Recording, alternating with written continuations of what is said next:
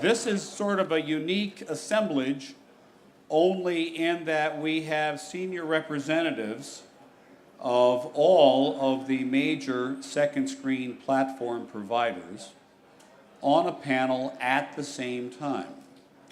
And note that just as I say that, I will apologize that our first panelist to be introduced was unable to make it. But if he were here, you would now see a cartoon character of Greg Consiglio from Vigil, who is being replaced today by Eric Sattler, VP Business Development. Eric, get out here. All right. Next in line, and this one, the cartoon character will be accurate. I want you to pay particular attention not to the shoes on the cartoon character, but the shoes on the gentleman, Carlos Diaz, CEO of Quarter. Check out the red sneakers, guys. He doesn't have his red sneakers on. Find a seat, find a microphone. All right. Now, the next one is the guy who's actually responsible for the whole superhero shtick.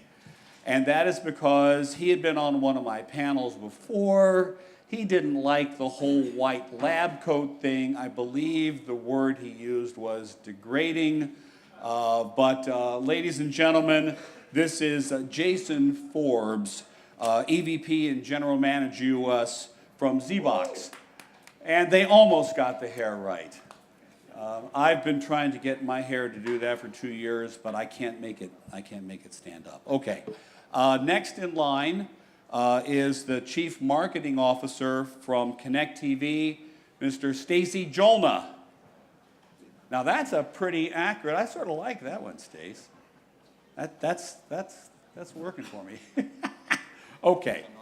Now we have Kevin McGurn. We're going to have to get an extra person on that side, just so you know. Kevin McGurn, Chief Revenue Officer from Shazam. And that's not a bad representation. All right. Now, for those of you who have a little bit of history in this space, at one point in time, there was a merger that was supposed to happen between Vigil and Get Glue, and I, for one, was dying to introduce somebody from a company which would have been renamed Giggle, but that didn't happen. In point of fact, I.TV, the right letters in the name, but you have to remove the dot.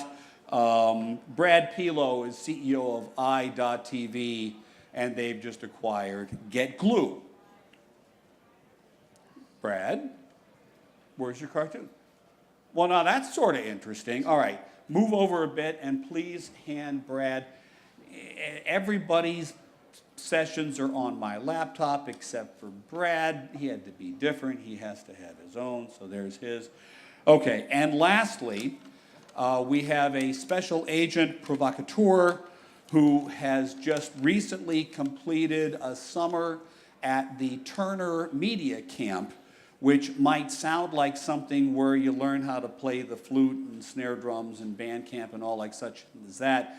In reality, it is an immersive experience, and Mick is here because he can say things on the part of networks that the networks themselves can't say because they all have business relationships with these guys. It's Mick Darling, CEO of Tomorrowish. That's not bad, Mick. I sort of like that. Spit girl, okay. All right.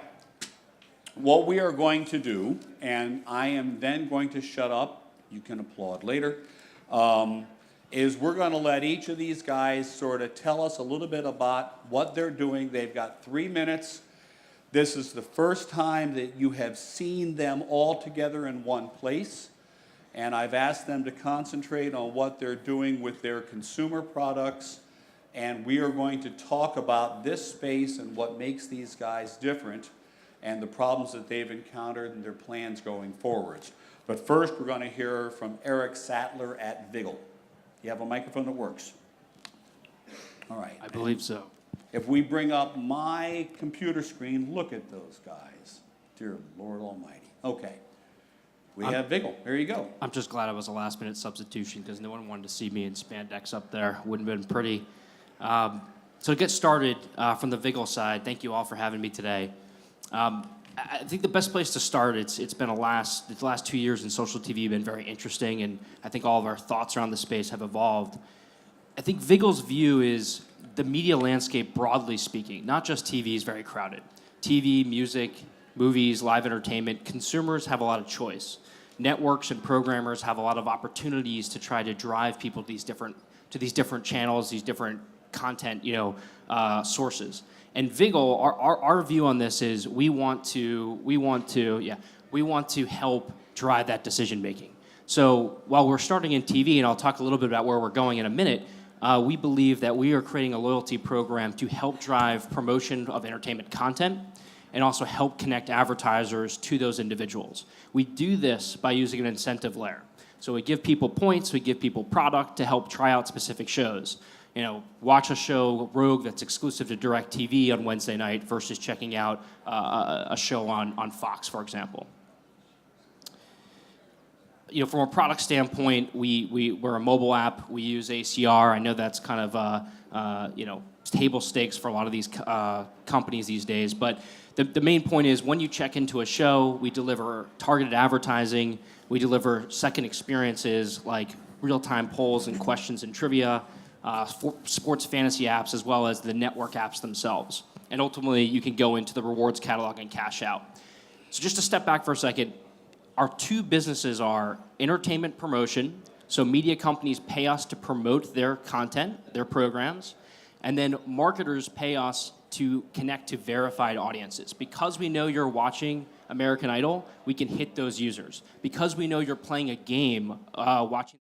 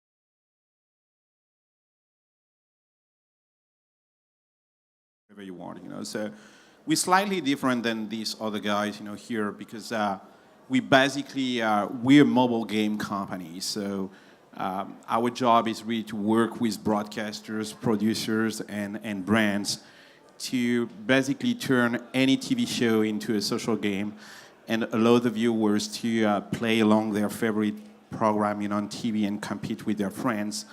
And so we don't have our own, application out there. We don't try to put, one more, second screen application for the viewer out there. So we prefer, to collaborate with broadcasters and brands to create and try to enhance, their shows, on TV with our technology. So basically, we're a gamification platform that they can use. Here is an example that Turner used our platform for the MLB playoff. They created this application named TBS Social Dugout that allows people to play along the game you're watching on TV. So that's pretty interesting because, in fact, we're talking a lot about social TV right now, what is about having a conversation about the show you're watching with other people watching the same show. What we believe at Quarter is really that the next step is really about not only interacting with other TV viewers, but really interacting with the content itself. And how can we make this content interactive and have people really engaging with the content? Obviously, everybody is looking to make the passive viewers active viewers. What we believe at Quarter is that to become an active viewer, the path to become an active viewer is first to become a player. Because it's not obvious to become. I don't know if everybody wants to become an active viewer. It's a pretty laid back experience and try to relax when you're watching something on TV. But if you can turn the viewer into a player, then you're 100% sure that he's gonna become active, because when you play, you have to be active, and that's basically what we're trying to do at Quarters. So we're working with broadcasters like Turner, for example, but we're working also with advertisers. That's very interesting. So we signed a deal with Bud Light and Budweiser, and they used our technology to create a social game around NFL named Fan Zone. You can download the app in the App Store. And it's basically a game you can play along, any NFL games on TV. So we're featuring all the NFL games of this season, and we're going to do the Super Bowl, with them. And it's basically a game where you can check in and, yeah, that's it. You want me to stop? I want you to. Okay, perfect. And we're working with other brands and also with manufacturers, where we can embed, our technology inside existing second screen application. Like, for example, we signed a deal with Sony to embed, our gamification layer into their own second screen application. That's it. Thank you. Okay. All right, thank you, sir.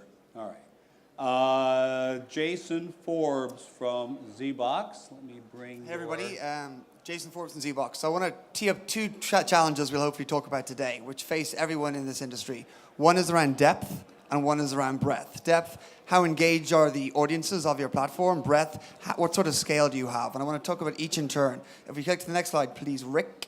From a consumer perspective, ZBox is religiously focused on the consumer. We bring in consumers every week into our offices in New York, London, and Sydney, listening to what they most want. And you can see some characteristics there, like social, connection to talent, gaming, good man here, alerts, feeds, and really being able to build a profile around the fans or the things you're most passionate about. So you'll see later on today, ZBox from a depth perspective has built out a series of capabilities that allow for more immersion for your favorite shows than ever before. Jump to the next slide. That actually kind of pins 5 critical pillars that really are ZBox. From discovery, to social, to interactivity while you're playing along with the show, to commerce, buying things or ad sales, and then finally receiving more information about the show. Those 5 pillars are uniquely positioned to allow consumers to engage more deeply than anywhere else. So depth is one key piece. Next slide, please, Rick. But the other kind of key piece is ultimately how are we doing this on an ongoing basis? And what we've learned, this is our latest release, just went live last week on iOS, would encourage you guys to download it, is people want to consume their favorite shows when the show is not on. So the ability for ZBox to offer feeds, information, alerts around the show, to connect with other fans about that show when the show is not on, is one of the biggest lessons learned we've had. 24/7, fans want to connect with other fans and their favorite shows. And in our latest release, for the first time, you can really do that. Really get related, personalized feeds about your favorite shows and connect with fans just like you through your profile. Next slide, Rick.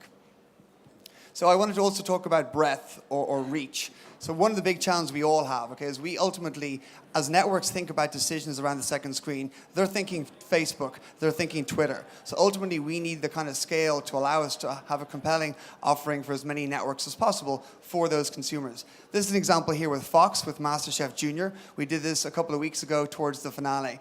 Very successful in terms of driving engagement of the Fox viewer, but critically, this experience sat on Fox.com, not just on ZBox. So we call this ZBox Everywhere. The essence being allowing ZBox features to feature on any TV network site or application. On the next slide, another example for Discovery. So with Discovery Fast and Loud, the #1 cable show on the Monday night, when audiences go to discovery.com, they get this rich prediction game, they get voting, and they get this enhanced TV room where they can connect with other fans around that show. We've seen session lengths of up to 40 minutes. We've seen uniques higher than ever before, and we've seen engagement percentages up to 65%. These are the kind of breadth and depth arguments that we're seeing via syndication that are allowing us to move to the next level, and we're really very excited about it.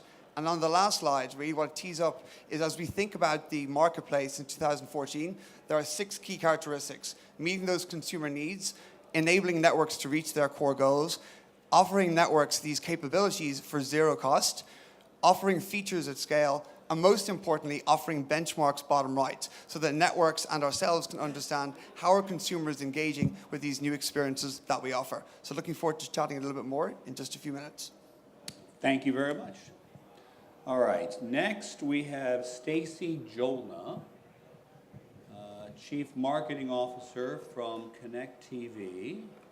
So good morning. There are clearly some terrific ideas around social TV, and what our business did was point us to what we believe consumers really want to do as a companion experience with their favorite television show. What networks want to do in terms of driving tune-in engagement, what brands wish to do to create a more direct marketing experience. And that's where our business took us. Doc, if you can go to the next slide, and just keep, there we go. So our mantra is watch, clip, share. We're all about video at Connect TV. So allowing users for the very first time to clip that favorite 6-second moment of the show that they're watching live, and be able to personalize it with a comment, and then one-touch share it with their entire social sphere on Twitter, on Facebook, etc. Let's go to the next slide, Rick. So the first experience, and you could just pound it out till we get to the end of the slide there. The first experience you get on Connect TV is a discovery experience where you can see what everybody else is clipping and how they're personalizing it with cute comments within that 6-second clip. Find the top clips, the most popular, the latest clips. Do a smart search by actor, by name of show, by genre of programming, sports, reality, talk, etc. And then clip it good. So keep going, Rick, until we pound it out there. So you can take that 6-second snippet, add a personal comment on screen, customize the font, make it the color you want, the size you want, the type of font you wish. It's really simple. And then one touch, it goes out to all your friends in the social sphere. Next. For the network partners, and we're working with Fox, we're working with CBS Television Distribution, this is all about helping them drive tune-in and drive engagement. So at the end of every 6-second clip that goes into the social sphere, we're pulling from the licensed metadata that we have inside Connect TV to provide an overlay of where that clip came from, the network, the show, and then a promotion for that show on what's happening in the next episode coming up tomorrow or next week. And of course, user behavior at the end of that. For brands, we've developed a new product called TV Ad Sync that syncs any ad on TV, that's right, any ad on TV, to pop open an MMA unit on the Connect TV app, right? So the ad is up here on TV. We trigger an MMA unit on Connect TV that's associated with that spot, and then when you touch it as a consumer, you have a variety of things you can do. If it's a car ad, you can, Rick, just click through. If it's a car ad, you'll see the MMA unit. One more time. More information about that Lincoln. One more time. Schedule a test drive, and one more time, because we're GPS-centric, find out where that dealership is in your neighborhood. So 30-second spot on TV, turn that into a direct marketing experience on Connect TV. So for consumers, for networks, for brands and advertisers, Connect TV is really thinking through what consumers want to experience in that companion social experience on Connect TV. Thanks. Stacy, thank you very much. Next is Kevin McGurn, Chief Revenue Officer, do like that title, from Shazam. Now, he's right there, right? Thanks, Rick. Chief Revenue Officer, as my dad says, just a sales guy. So we have done a number of different things here at Shazam for the past 13 years, actually. It's a company that's been around for quite some time. If you just jump forward, Rick, to the infographic. So our DNA is core to the music industry. We are a search and discovery app for anything that has audio recognition fingerprinting that we listen to first and then go out and you're able to search for through Shazam. Our key here is to just be an engagement platform regardless of the media that you're engaging with. And if you look through some of the different infographic pieces, we have 400 million global users. We sell 10% of the music in the world. We're available in 220 countries. We've had over 405 different campaigns that we've run through Shazam for TV, and we add about 12 million new users a month. So, obviously the depth and breadth is available here at Shazam. We are working across multiple platforms and engaging with a lot of different media. And specific to TV, because that's what we're talking about today, the next video will just give you a little bit of a window into what we've been doing in the past month or so here at Shazam on TV. Cool.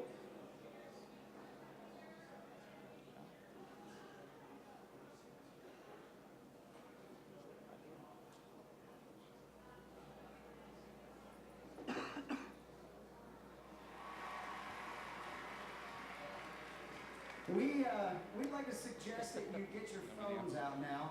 By the way, Keith, I'm still waiting on a reply here. No video. No video. What we want you to do, if you Shazam any part of the show tonight for access, you can have Yeah. exclusive CMA awards. It's a lot easier just giving the play-by-play if there's video and no audio. So, we'll skip through it and we'll get into the panel. But we were part of the CMAs this year. We'll be part of the Grammys coming up in January. We did about 500,000, a little more than 500,000 Shazams throughout the course of the CMAs, just shy of 500,000 for the AMAs.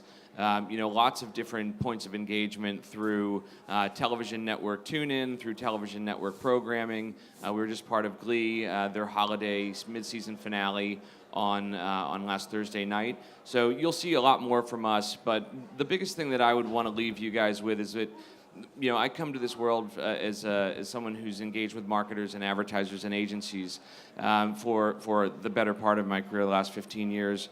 And what we want to do here at Shazam is be relevant on every line item of your media plan. We want to be broadcast in cinema, online, radio, and then some new technologies that we'll be putting out through the course of the spring that get you engaged in places like retail and in live environments. So again, one of the most prolific audio recognition technologies will be cross-platform more and more in 2014, and we'll be starting with the Grammys and working through the Super Bowl and on through all of the other large events that occur on TV. So we're pretty excited. New team, new focus, and a lot of different things happening for us in the new year.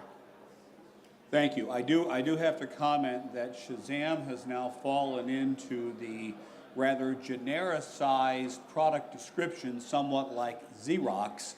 I often now see other products and other companies saying they're going to do a Shazam thing on their music, and they're going to do a Shazam thing on something else. So Yeah, there's a lot of, we're the Shazam of out there.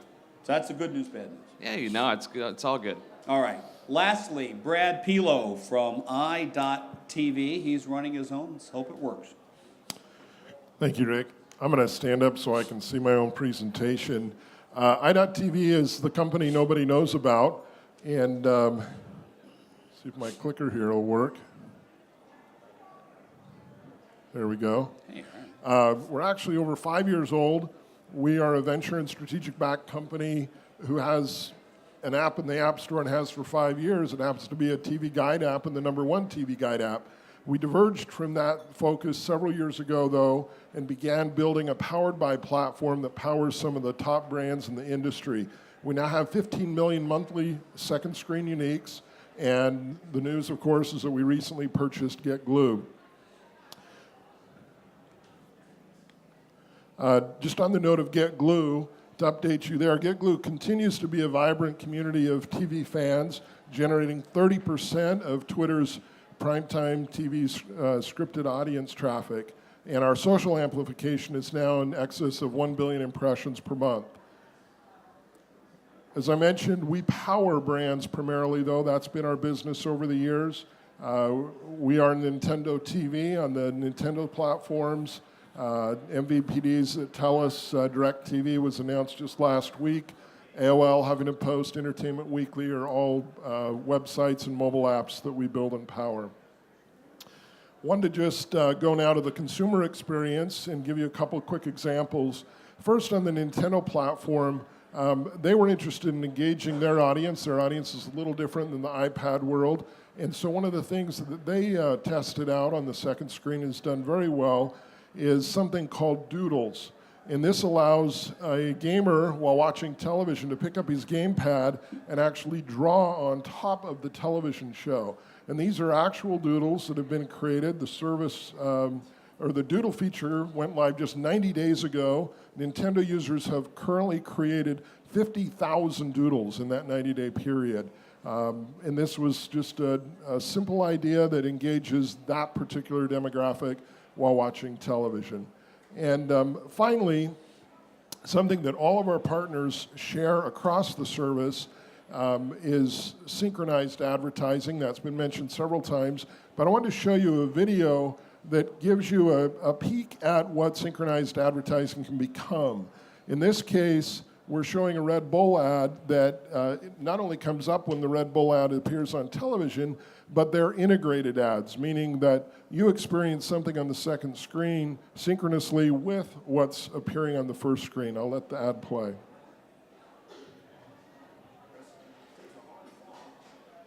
The basketball game in the background.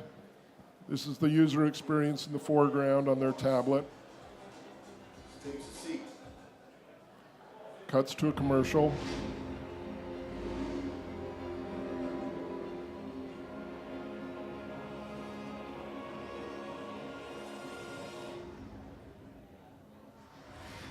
The second screen now becomes the helmet cam, synchronized with the television commercial.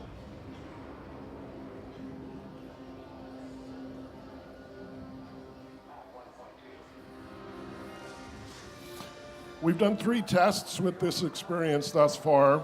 What's really interesting is that the engagement rate, as you would expect, is very, very high. We're seeing upwards of 70% engagement rate as that sort of second screen ad pops up, and it just is within a couple seconds of the primary screen start, and it's inviting you to engage with what's happening on the primary screen. And these are very immersive experiences, and we think sort of the future of what we'll be seeing with second screen advertising. Right? Thank you, Brad. All right, first of all, I'd like everybody to give these guys a hand. They did a lot of work getting this all put together for us. And this has been an interesting year in the second screen space. We weren't sure how many providers would actually survive this year. This has been a year of consolidation, as we saw, and reinvention. And Mick, I've got some questions. Mick Darling and Tamarish, what do you got for these guys? Sure, yeah, I have a couple of questions. Do you want to just start right out with the ones they don't want to answer and go right from there? Well, okay, go ahead. Well, I mean, we all know the industry is brand new, or new-ish at this point. And the numbers that a lot of people don't like to share is how much money are you actually not earning, but how much value are you providing to your clients? All right? So those are advertisers, those are TV networks for most of you. So just raise your hand. I'm going to start off really low.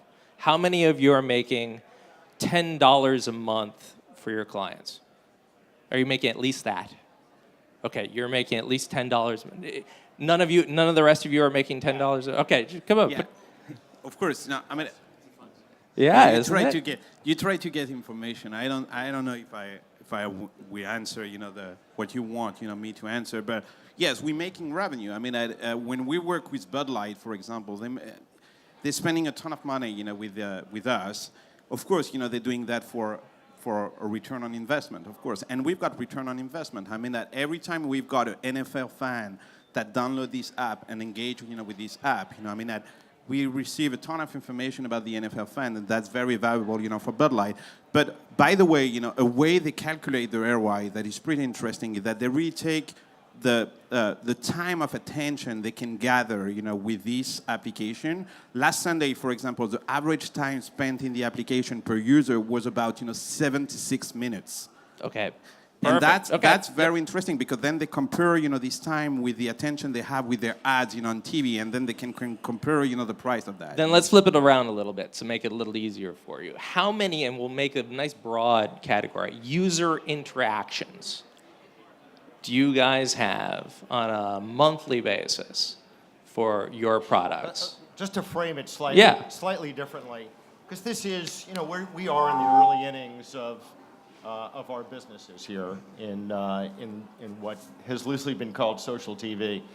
Here's what we're finding at Connect TV. A banner ad is doing a 0.01% click-through rate. So how impactful is that for brands? And, many, many dollars are being spent on banner ads. We're showing a 0.76 click-through rate on advertising with AdSync. So that's clearly very impactful for brands. In terms of the amount of time spent, the duration of time spent on the Connect TV service, in sync live with television programs, it's over a half hour. So, those are very significant metrics that we absolutely believe will be turning into dollars within a short period of time. Shazam's the one that's tossing a whole lot of numbers out there about large viewerships, 400 million worldwide. What's the TV scale of what they're actually doing right now? So, Shazam, obviously, again, kind of their DNA in music. A lot of organic Shazams happen. We live ingest 260 channels on a minute-by-minute basis here in the U.S. A lot of people Shazam TV, obviously, for the music themselves. So if you're thinking about scale there, we do 500 million Shazams on a monthly basis, an average of 7 per user per month. It took us 10 years to do our first billion Shazams, and in the last 60 days, we did another billion, so we're up to 12. Do you have that broken down by TV and music, separated out? We actually do, but we don't report it. We have ad ubiquity. We have all the national advertising that we ingest, and we have people Shazam it constantly. All of the television shows that we have out there. And, from a campaign-by-campaign basis, we obviously report, we validate through Nielsen on engagement rates. So there is a tremendous amount of scale. That's actually a great point. How many of you are using third-party tools to verify for your clients the numbers that you're reporting to them? You're using Nielsen over at Shazam. Any of the rest of you using? We use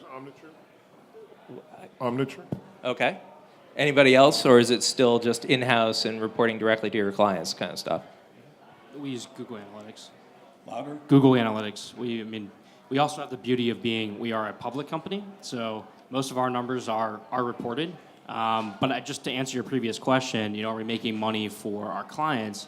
I think there's two different audiences there, right? There's the networks, or on the engagement side, our ads see, when you remove the non-point bearing ads, it's 30% completion rates from impression to completion. It's 12% when you blend everything together. So industry leading completion rates. And then if you take it to the network level, they see TuneIn, but as I mentioned before, with Scripps and also with DirecTV, they are reselling Vigil inventory as part of their packages. So they're seeing value in terms of packaging it to their sales teams and pushing that through in the market.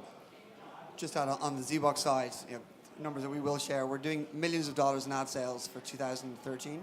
And from an engagement perspective, you guys should check out a Starcom Publicis report that came out about 2 months ago. There's the pool research, so basically Viacom, Kraft, one other very large advertiser, and Z-Box were involved in this research study. It's got a great amount of press during advertising week. One of the headline numbers was that for our Spot Sync product, which allows you to synchronize a 30-second spot and offer richer engagement, there was 39% consumer engagement. 39%. Now, that's reported by SMG. And from an advertiser perspective, both the participating advertisers and those in the industry, as they see those kind of numbers and see the art of the possible in terms of how large this could be, kind of points the way in terms of 2014 and things we can be doing together.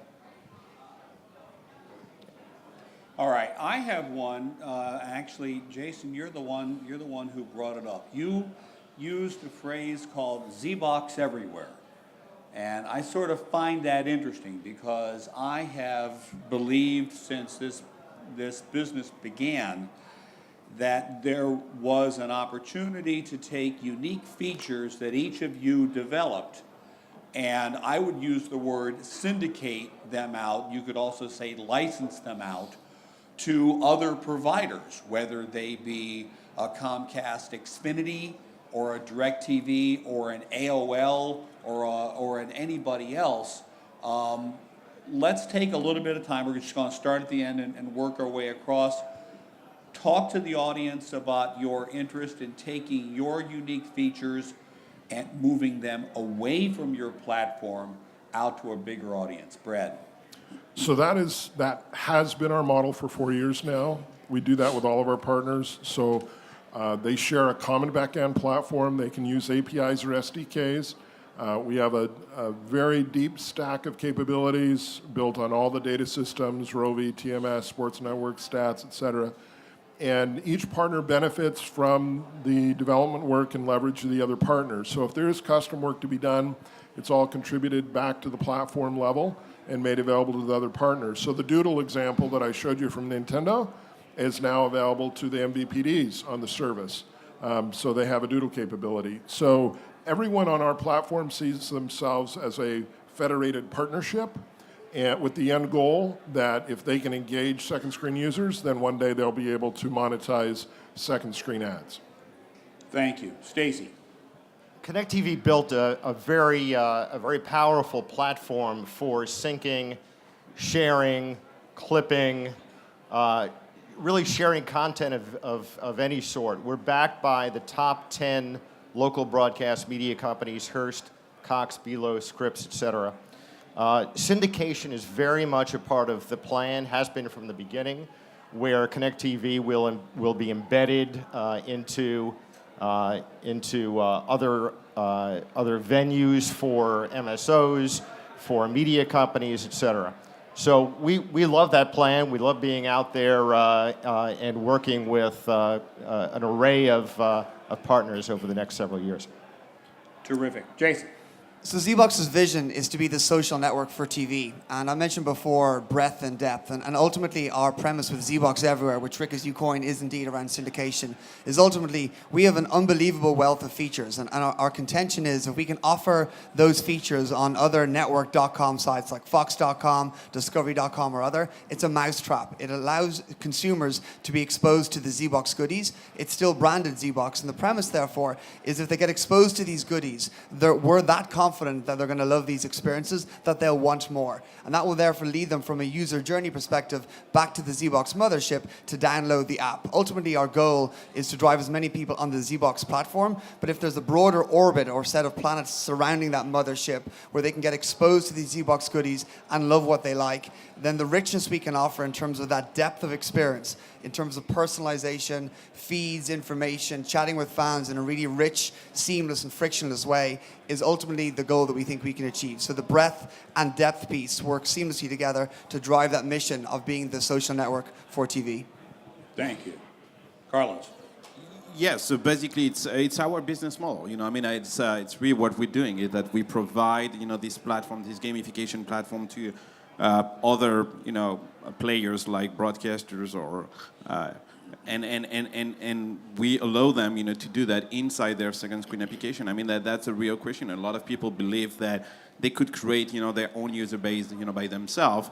What we believe is that the audience, belong to the broadcast. I mean, and we need to go where the audience is. And obviously, there is a lot of people using the broadcaster second screen application or the brand's application, and we want to reach the consumers where they are. So that's why we propose our gamification layer on top of existing second screen application. That's only what we're doing at Quarters. So yeah.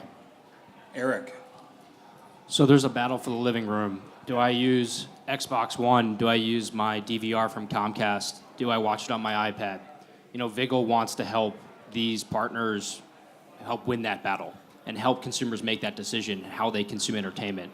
And what that means is there probably is some sort of way we have to talk these different devices or be embedded with them. So it's TBD. Stay tuned. But there's definitely an argument that we have to get there in some way, shape, or form. All right, and finally, Kevin, now I have to admit that if Jason was calling ZBox the mothership, I think Shazam is pretty close to the Death Star. So I have a feeling you are not interested in licensing your stuff out, are you? No, we're not. We've had kind of a long history at Shazam and are really making a go of it on our own. We have that scale that we can provide and have a brand that's very recognizable. People use about 15 apps on their phone. We happen to be one of them. We're a top 10 app in the world. And so when you think about that transition from that music DNA into the television and then in cinema and in radio, all those cross-platform opportunities, it's about developing a behavior, developing that marketing message that says everything is Shazamable. And so you become this point of engagement where people can bring two-dimensional media to life and have something where in the living rooms 85% of people have smart devices at their ready. We want to be that point of engagement for all of those smart devices. So yeah, I think we take a little bit different of a look at the business, but fundamentally speaking, we take all of our customer sets, whether it's the music industry, the television industry, or the advertising industry, very seriously. We try to solve the problems for them that are created when folks are distracted watching TV, when they are listening to the radio in the car and want to know the name of a song, or that they are kind of in cinema and they're being prompted by an advertiser to win a new car. We are that point of engagement that people have a high level of brand affinity for and always at the ready, typically on the home screen of their phone. Now, I do have to remind you that Luke Skywalker did take down the Death Star by himself with a terrifically aimed little bomb. You've got more of a Ben Kenobi thing going, though, right? Yeah, I know. All right, so now let's talk about terrifically aimed little bombs. Some of you guys are using your viewers and your users to generate or enhance or draw or clip content. I know that Vigil had played with using fans to generate content. Are you still doing that? Yes, I mean we just started rolling out a lot of fan pieces. There will be able to add more commentary to it. It's all kind of, I think, the table stakes of what you need to be successful in social. Now, are these super fans? I was having a conversation a little bit earlier today about Pretty Little Liars, which, thanks be to God, I've never actually had to watch. But 13-year-old girls tweeting about their favorite show, is that what we're seeing on Vigil? Our audience tends to skew older, but I would say that the answer is yes. I mean, we enable people to push out content to Twitter and Facebook. We're very much part of that infrastructure. But we, right now it's been a lot more push in terms of experiences and content coming to the user, and we're starting to light up those social experiences. Again, coming back to what I was saying earlier, which is it helps drive other engagement across the platform.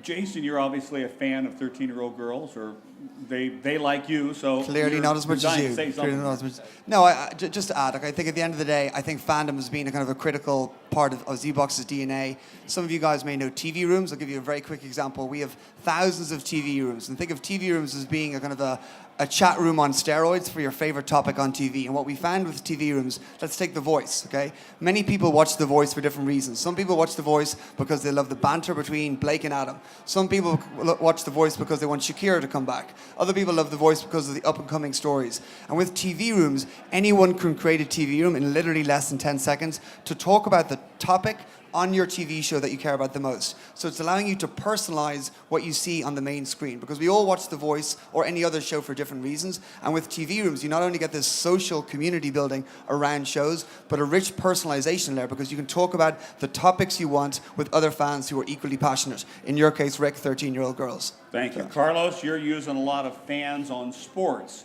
Yeah. And they're actually generating content for you. Yeah, our users are controlling the gameplay. I mean, it's not about, just participating and putting some comments and stuff like that.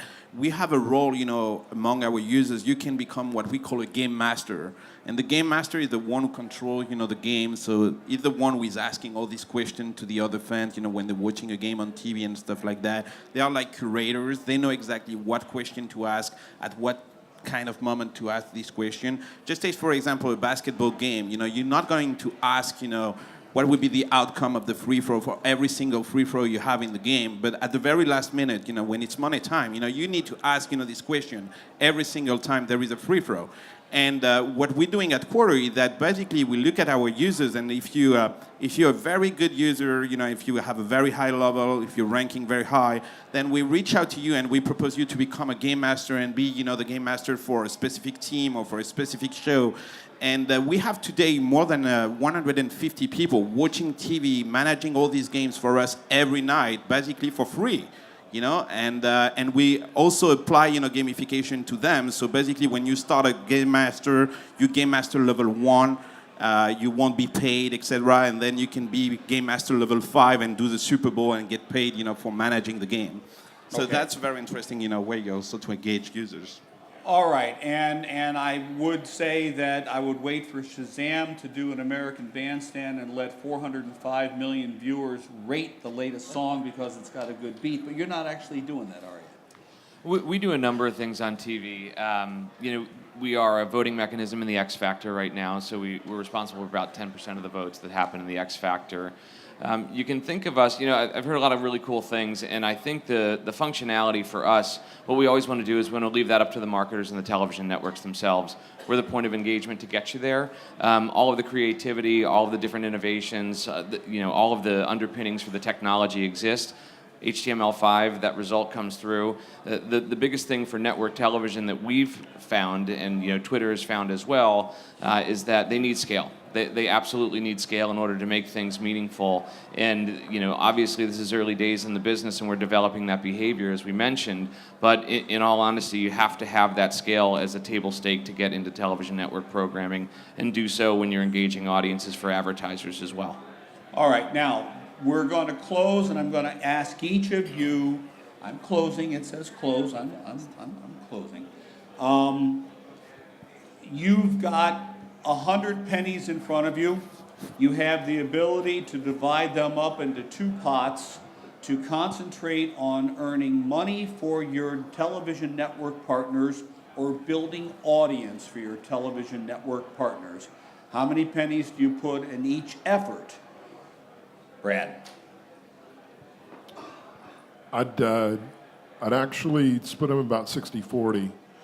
I'd put 60 into the audience building category and 40 at this stage into the revenue building category. Okay. Stacy? I'd put it all into tune-in and engagement for my partners. That translates into revenue for them. Jason? I'd be the opposite. I'd be about 90% towards consumers. At the end of the day, you build a great product that consumers love, advertisers will follow. Yeah, same for us. It's really about creating engagement with the TV viewers. That's the main focus for now. If you've got that, then the revenue will come after. That's for sure. Okay, Eric, Biggle? We're probably about 50-50, and the reason I say that is we need users, but the network partners are a gating item on I think growth for our users and access to the content that we put into our app, similar to Shazam. So we need them to make money, and we need to grow the pot, and we have to do it all together. Shazam? Yeah, I mean, for us, it's the same thing. When you look at audience building or you look at engagement, those things drive ratings, and ratings mean money for advertisers and for networks by way of advertisers. And if we can build tools that the networks can package up and sell as part of their overall TV spend into the advertising agencies, then we're winning all around. All right, ladies and gentlemen, Eric Sattler, Carlos Diaz, Jason Forbes, Stacy Jolna, Kevin McKern, Brad Pilo, Mick Darling from Tomorrowish, the superheroes of the second screen. Thank you all very much. Thank you.